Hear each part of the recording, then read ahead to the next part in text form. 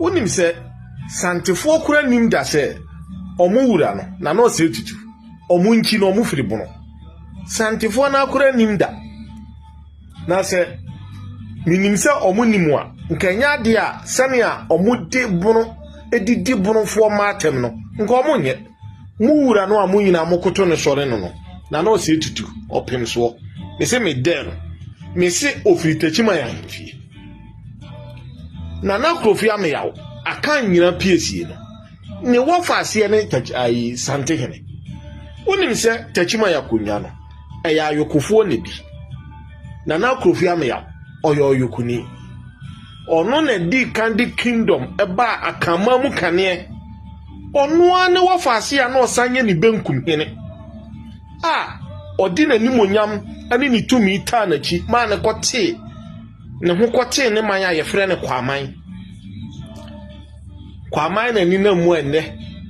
aduru ya ne babeye sante hene ani ti sante fo nti ase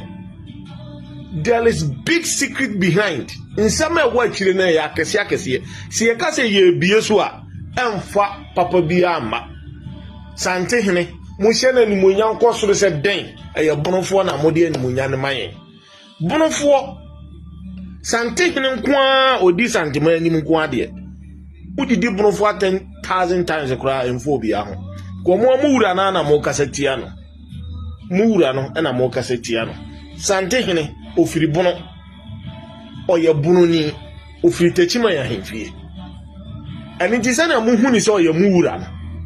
bonofo no hu sante hene so oye omoba omo hu sante hene se